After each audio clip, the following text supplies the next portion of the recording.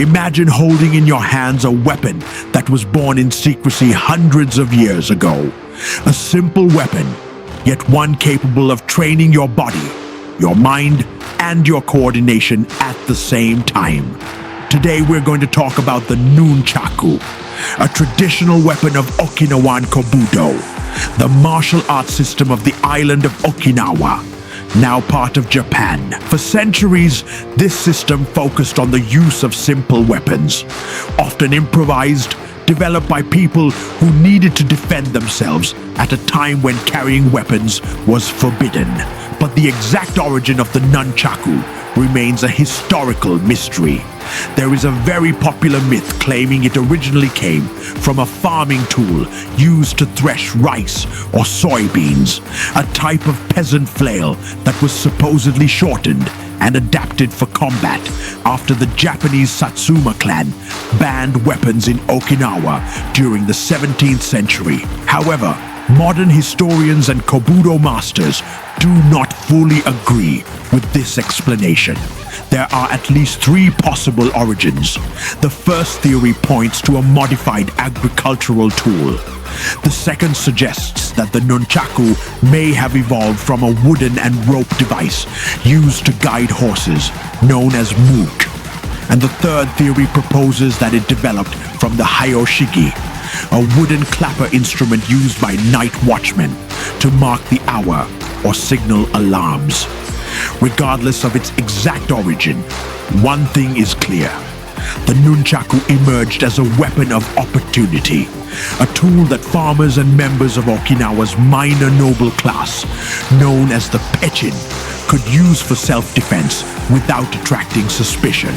In its traditional form, the Nunchaku was not the spinning, flashy weapon we often see today in movies or demonstrations. The classical Okinawan style was far more direct and far more dangerous.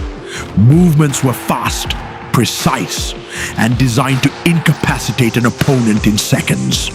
Because of its compact size, the Nunchaku could easily be concealed inside a kimono.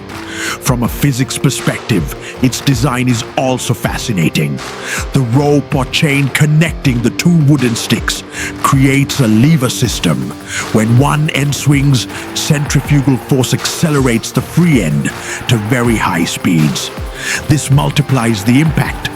In real combat, a properly executed strike could break bones or even penetrate wooden armor. But the Nunchaku was not used only for striking. It could also trap arms, block attacks, disarm longer weapons such as the katana or the bow staff, and even control an opponent through choking techniques. For centuries, the Nunchaku remained relatively obscure, even within Okinawa itself, until something changed in the 1970s. One man completely transformed the world's perception of the Nunchaku. Bruce Lee, in films like Fist of Fury in 1972 and later Enter the Dragon in 1973, Bruce Lee presented the Nunchaku as a fast, fluid, and visually spectacular weapon. He adapted its use, often replacing the traditional rope with metal chains and popularizing continuous spins, figure-8 patterns, and rapid combinations that are now strongly associated with the weapon. Suddenly, the Nunchaku went from being a traditional Okinawan tool to becoming a global symbol of martial arts. But that popularity also brought problems. During the 1970s and 1980s, the surge of martial arts films inspired many people to imitate its use in street fights. As a result, several countries and regions banned the weapon, including Norway, Canada, and some US states. New York, for example, maintained its ban for decades until it was finally overturned in 2018. Despite this, the Nunchaku never disappeared. It simply evolved. Today, it is rarely used as a real combat weapon, but it continues to live on in three major areas. Traditional martial arts, where it is practiced to preserve the history and kata of Kobudo. Extreme martial arts, or XMA, where the Nunchaku is used in acrobatic demonstrations and choreographed performances, and a modern sport known as Nunchaku-do, where practitioners compete wearing protective helmets and using padded foam Nunchaku under regulated rules. But there is something even more interesting.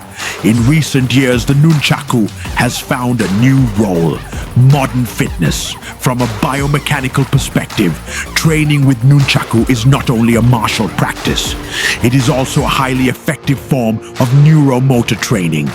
First, it develops ambidexterity. Unlike many sports that favor one side of the body, Nunchaku training requires performing movements with both hands, constantly crossing the body's midline. This strengthens communication between the brain's hemispheres and improves coordination. Second, it trains proprioception. The practitioner must always know exactly where the free end of the Nunchaku is in space. If not, they will hit themselves. This process improves reflexes, spatial awareness, and movement control. It can also function as cardiovascular exercise. Freestyle routines require continuous upper body movement, combined with footwork, core rotation, and constant coordination. A 30-minute session can keep the heart rate elevated in a way similar to aerobic training. In addition, the repeated rotations help improve mobility in the wrists, elbows, and shoulders, strengthening the rotator cuff and increasing dynamic flexibility in the upper body. Finally, there is an interesting psychological component, the so-called flow state. When someone practices Nunchaku continuously for several minutes, the brain can enter a state of deep concentration where movement and attention synchronize. It becomes a form of moving meditation, training not only the body, but also the mind. What began centuries ago as a simple tool in Okinawa has evolved into a discipline that blends history, culture, movement science, and modern fitness. And perhaps that is the true essence of the Nunchaku. It is not just a weapon, this is Baldurion. And if you enjoy these mini documentaries, subscribe to the channel to let us know you like these videos and want to learn more.